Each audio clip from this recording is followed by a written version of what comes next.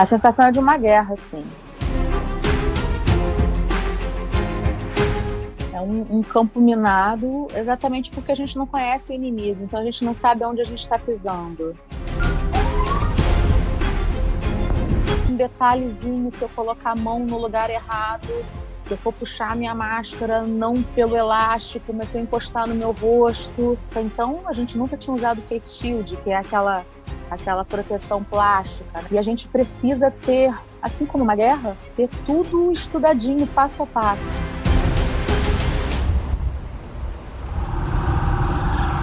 Eu trabalho numa ambulância de suporte avançado aqui do SAMU São Paulo e a equipe são 3 integrantes. Né?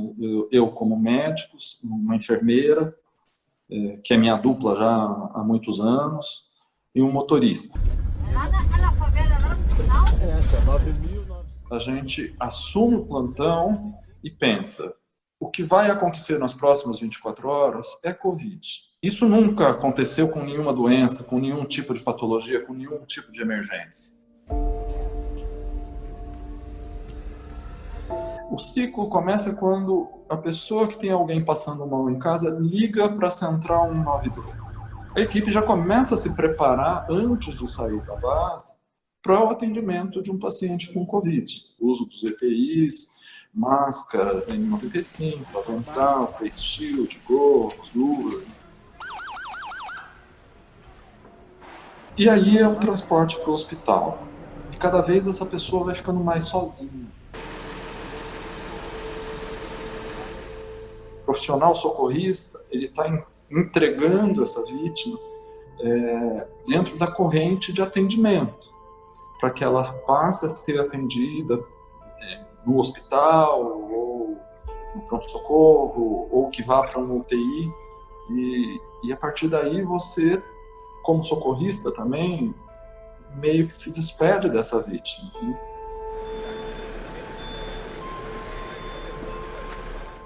Quase que 40% do meu hospital são pessoas com mais de 60 anos. E aí o que acontece? Essas pessoas estão adoecendo também. E o que a gente tem visto são os parentes, os pais dos profissionais também adoecendo. Eu vivo esse drama especificamente. Meu pai tem 86 anos, minha mãe tem 74, com doenças pré-existentes, né, com comorbidades. Eu estou há 1 mês e meio sem ver meus pais, apenas por videochamada, porque a minha grande preocupação é que eu esteja positiva, sem sintomas e com possibilidade de estar contaminando. Então, por isso a gente fica fazendo exames seriados, né? Eu já tenho 2 exames negativos. Atendi ontem o dia inteiro. Então, eu vou lá dar um abraço na minha mãe, eu tenho risco de contaminá-la, porque eu ainda não sei se eu já me contaminei. Você sentiu vontade de beijar? Sou médica pediatra, trabalho em 2 hospitais no Rio de Janeiro, hospitais gerais, né? E não estou levando mais a minha bolsa com tudo. Eu tenho uma bolsa pequena que eu levo só o necessário, né? O documento do carro, a chave, minha carteira de motorista, para facilitar a higienização disso tudo. Agora eu tenho um outro serzinho aqui em casa. E aqui é aí meu cantinho sujo, eu tiro a roupa aqui, o sapato já deixei lá fora. E aí eu vou tomar banho e depois eu falo com os meus filhos. Chegando no local, a doutora disse a gente que não tem mais vaga e não tem como receber essa cliente. Já sei, procurando um outro local, que a gente possa levar essa paciente, outra informação para a gente, outra orientação. Companheiro, não tem para onde levar o paciente, né? Tá tudo lotado, todos os pronto-socorros lotados. A pior coisa que existe para um plantão é você ter um doente grave e não ter onde colocá-lo. A pediatria está sendo achatada no hospital e para dar lugar mesmo, para dar leito para o adulto.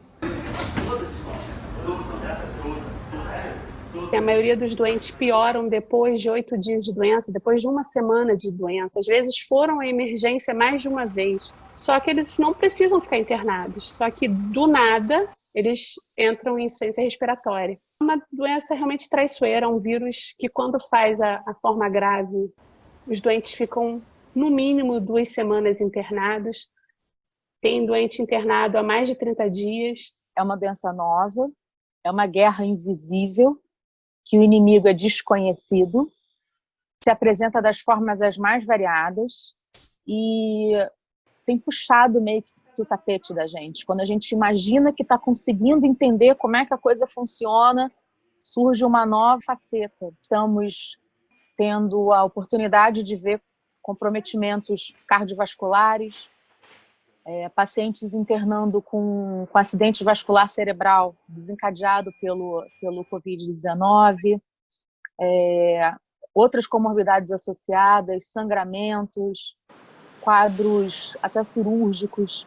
Parece que ele se mistura no meio de várias outras possibilidades. Então, assim, pacientes internando com outras queixas e quando se testa vem positivo para a Covid também. Além de tudo, pode ser silencioso. E esse silencioso, aos meus olhos, causa mais desconforto ainda.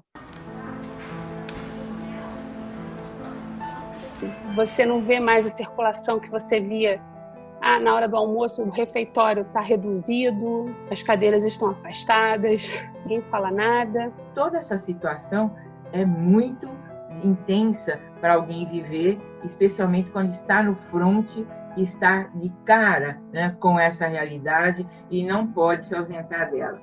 Porque nós acabamos tentando nos distrair, nós que não estamos no front. Eu, por ser, apesar de profissional de saúde, ser grupo de risco, estamos trabalhando bastante, mas dentro de um ambiente muito mais protegido, onde temos momentos de folga que nos permitimos, né, sair daquele clima de guerra e poder distrair, olhar para uma flor, escutar uma música. E isso o profissional de saúde que está no front não tem. Essa oportunidade ele não tem. Eu tive uma notícia muito, muito chateada, muito triste, muito desanimadora até, né? Faleceu um rapaz de 41 anos, um jovem médico, um rapaz brilhante, que foi meu parceiro de plantão aqui no Rio, Dr. Maurício. Ele era infectologista e chegou a trabalhar durante essa epidemia e chegou a se contaminar. Foi internado gravíssimo e faleceu ontem. Quando esses números passam a se transformar em nomes, e a gente está vivendo isso agora, né? O que é importante que esse profissional tenha em mente é que ele precisa se permitir intervalos de tempos em tempos na jornada do trabalho. E nesses intervalos evitar entrar em contato com notícias sobre nossa situação atual, que ele diversifique, que ele busque música, que ele busque notícias de outras situações, até voltar no passado ou até projetar para o futuro, né? É uma sensação de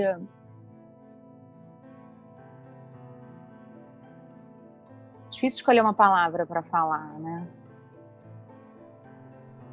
Mas parece que está sempre incompleto. Por mais que você faça, parece que a gente sempre poderia fazer mais e fazer mais e fazer mais. Além disso, estamos, nós das várias faculdades do Brasil, oferecendo suporte para esses profissionais, suporte específico. A USP tem, a Unifesp tem, a Universidade de Pernambuco tem, o Departamento de Psiquiatria dessas faculdades, dessas universidades, tem se desdobrado em oferecer esse tipo de atendimento. E a melhor de todas, comemore as vitórias.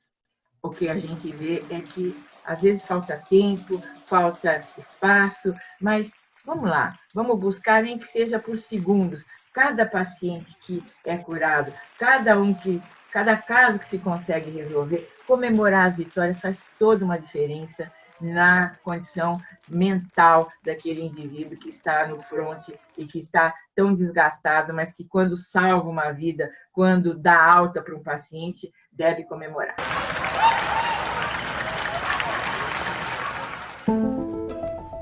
Trabalho no hospital privado do Rio de Janeiro, da Zona Norte aqui do Rio de Janeiro.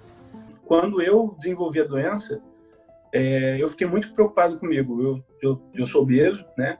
Então é um dos fatores de risco. Os primeiros pacientes que eu vi ou tinham comorbidades como hipertensão ou diabetes, que tinham Covid, né?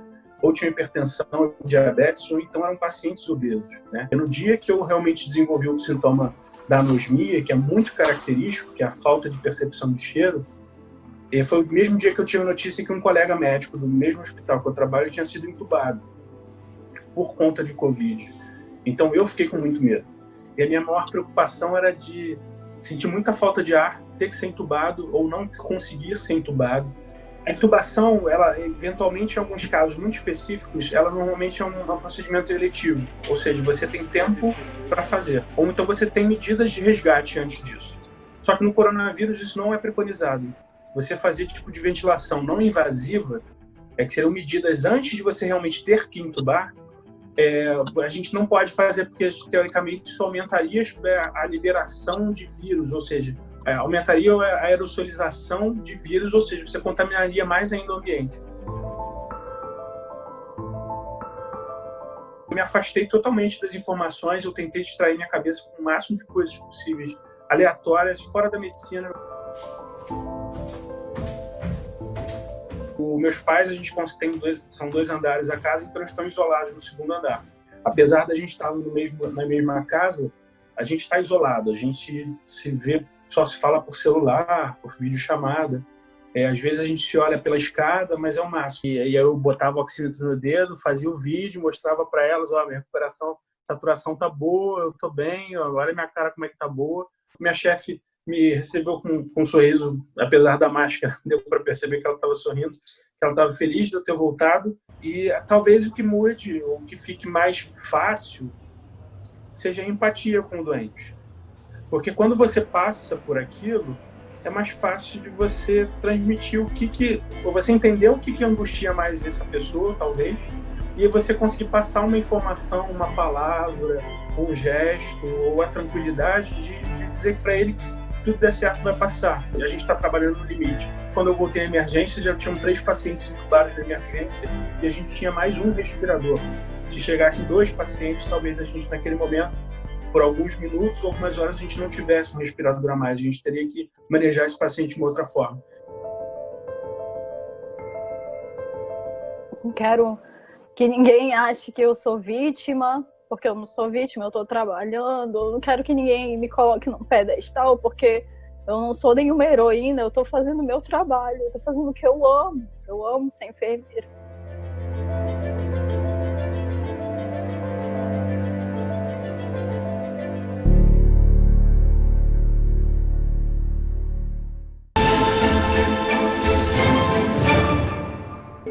É sobre o amor infinito que sempre existiu entre nós.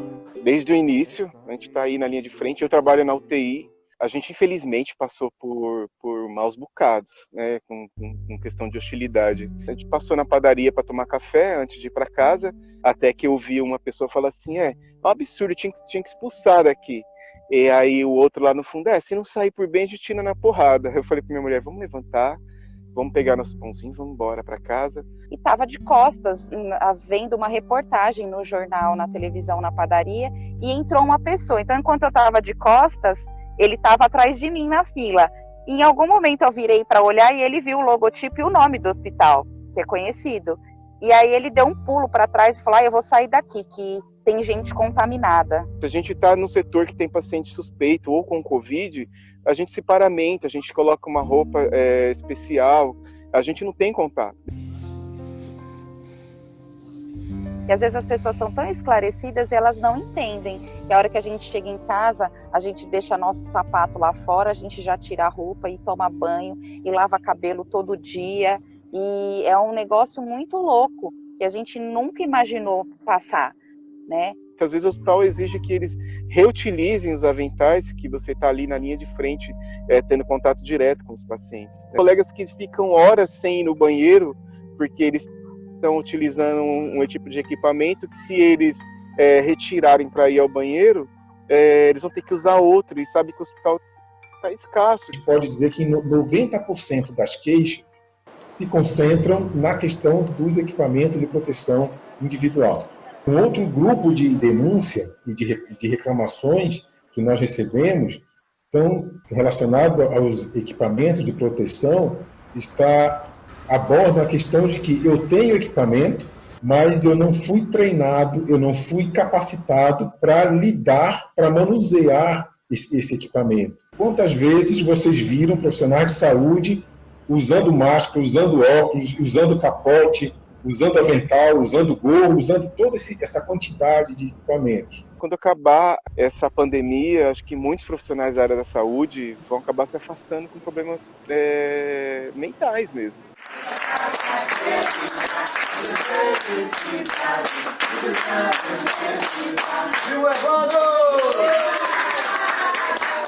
Quando meu esposo chegou lá no Covid-2, ele ficou isolado numa sala sozinho, né? Ele tinha uma medicação para fazer às meia-noite e eles não fizeram, deixaram ele lá só. Ele mandou mensagem para mim, mandou um áudio para mim, muito mal, com falta de ar. Não sei se vai. Agora não estou conseguindo nem falar. Com a boca seca. Fica falta de ar. Ele começou a passar mal, a saturação dele começou a baixar, né? Porque ele sabia, ele era um profissional da saúde, ele trabalhava, tinha muitos amigos lá, e ele sabia que ele, se fosse para lá, não tinha um preparo para ele. Não tinha um respirador, não tinha medicamento que ele pudesse tomar para ser, no caso, entubado, caso acontecesse algo com ele pior. Foi que ele fez um vídeo, jogou na internet, colocou nos grupos com os amigos da saúde, né, dizendo que ele ia morrer. Porque ele sabia que lá não tinha nenhum preparo para ele ficar lá. Ele sabia disso, então ele disse, vocês estão me levando para a morte. Aí, quando eles viram que ele começou a passar muito mal e colocar na mídia, colocar nos grupos com os amigos, foi que eles foram lá com ele, né, dar a medicação dele. Não adianta o doente ter o respirador, ter o ponto de oxigênio, ter os mais diversos monitores, se não tiver o elemento humano para regular e para acompanhar os parâmetros desses monitores e para fazer a intervenção adequada ao que esses monitores estão indicando. Eles não funcionam sozinhos, eles não funcionam automaticamente. Perguntei sobre medicação e o Evandro falou que queria água e comida. Ele queria água e comida, que ele estava bebendo água da pia. Escreveu no WhatsApp para mim. Ele disse, mano, eu estou morrendo amigo. Quando eu cheguei lá, ele disse assim, infelizmente não tenho boas notícias do seu Evandro. O seu Evandro chegou aqui muito mal, saturando baixo, mas logo nós entramos com a medicação, ele melhorou. De manhã ele passou muito bem, mas à tarde ele deu uma recaída, a saturação dele baixou, então deu uma parada cardíaca nele e nós não conseguimos. Felizmente, seu Evandro faleceu. O Evandro não morreu somente pelo Covid. O Evandro morreu pela falta de assistência do Estado. E ele anunciou a morte dele. E vamos também fazer uma representação no Ministério Público, exigindo que se faça a investigação para apurar eventuais responsabilidades criminais. Infelizmente, não foi possível reverter a parada cardiorrespiratória. Isso corroborado por relatos de enfermeiros técnicos e médicos que estavam presentes nesse dia de atendimento. Mas para evitar qualquer fake news ou qualquer fala contrária, existe uma comissão de sindicância permanente na Secretaria de Estado de Saúde que vai esclarecer e já está encaminhando sindicância nesse sentido. Nosso colega Evandro, e palmas para ele e demais colegas. Todo mundo quer ser da área da saúde aqui. É a frente do hospital. É esse caminho que eu faço todos os dias. Essa ladeirinha aí. Olha, quando tudo era novinho, bem bonitinho. Nossa, hoje totalmente diferente. Os leitos não são mais assim. A gente tem até, às vezes, alguns problemas quando a gente vai subir paciente, né? Porque o nosso UTI é embaixo. E aí, quando os nossos pacientes recebem alta, e às vezes o leito não está adequado, assim, já está muito velho, aí a gente recusa deixar o paciente, aí eles trocam. Todos os equipamentos lá, não tem descanso, não tem tempo para descansar, estão em 24 horas sendo utilizados. Estou indo trabalhar, e é assim que eu vou. Eu tenho cuidado triplicado, só com sapato eu tenho 3. Um para sair da minha casa e até meu carro, o outro para ir do meu carro até dentro do hospital para eu bater meu ponto, e o terceiro que eu uso dentro da UTI. E com roupa a mesma coisa. Mamãe ama vocês muito. Pensei em me isolar, pensei em ficar num quartinho, alugar um quartinho para não ter que ficar na presença, porque eu tinha medo de repente me contaminar. Porque...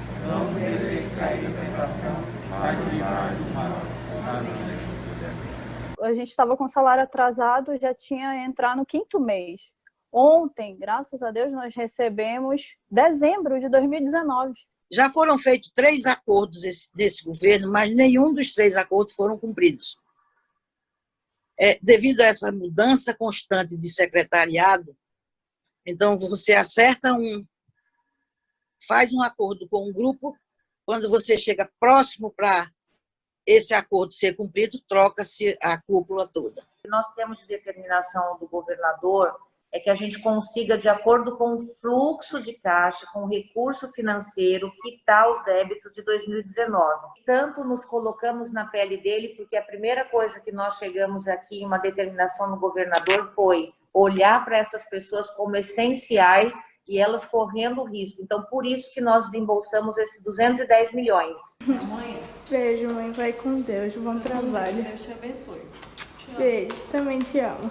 Para mim, eu vejo como um chamado, sabe? Às vezes eu fico indignada, porque se foi a profissão que eu escolhi, se foi o que eu quis para minha vida, então nesse momento que a sociedade precisa de mim, por que eu vou dizer que não? Você quer que a mamãe volte para o hospital? Para cuidar das pessoas? Agora você quer, né? Eu senti a dor de perder um filho, então eu sei quem tá ali. Tem uma mãe, tem um pai, tem um parente que precisa voltar para essa família. Então eu tô ali para dar o meu melhor, porque ali é uma zona de guerra, um campo minado, né? Você não vê seu inimigo, você não vê onde ele tá, como é que ele pode te pegar, você não tem uma estratégia. Você só tem que se proteger. Proteger e proteger seu amigo, porque se ele se contaminar, ele vai contaminar você. Então tem que cuidar a equipe uma da outra. O problema da pandemia não é o confinamento propriamente, é o isolamento que nós temos físico, porque o isolamento social não se deu. O problema está em faltar a nós a possibilidade de abraçar, de ter próximo, de trocar um afeto e de ter com as pessoas que a gente gosta um contato que era tão natural, né? Só agora que a gente se dá conta que era uma bênção com a qual contávamos e que nos foi, pelo menos temporariamente, roubada.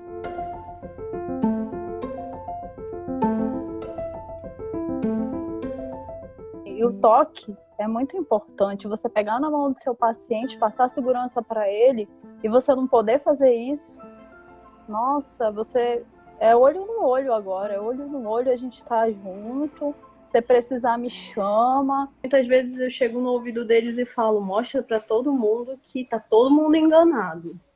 Mostra para todo mundo que você é mais forte que tudo isso. Sempre falo isso para eles no ouvido deles, porque eu sei que a audição é o último sentido que eles perdem, apesar deles estarem sedados, deles estarem em coma induzido, eu sei que eles estão me ouvindo. Eu me sinto profundamente desrespeitada quando eu vejo aglomerações na rua, quando eu passo indo para o trabalho e vejo, sei lá, um bar, uma padaria, com pessoas batendo papo, sem máscaras, entre eles, conversando. Porque isso dá uma sensação de que nem todo mundo está no mesmo grau de preocupação. A gente botou louco para poder dar um abraço. Pode? Pode. Tá limpinho. Tá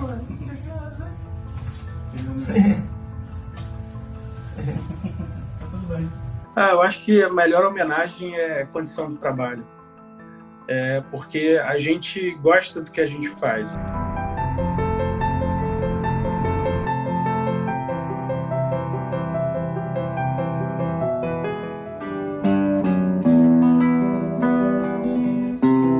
Meus 20 anos de boy, that's over, baby.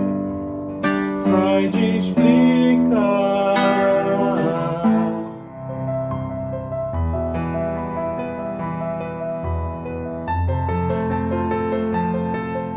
Eu gostaria que a sociedade passasse a ver não só o emergencista, mas o intensivista, mas a enfermeira, todos aqueles que se dedicam a ajudar a curar o próximo no dia a dia. Não pensasse na UTI só quando vem a Covid, mas pensasse que nós precisamos de ter UTIs a vida inteira.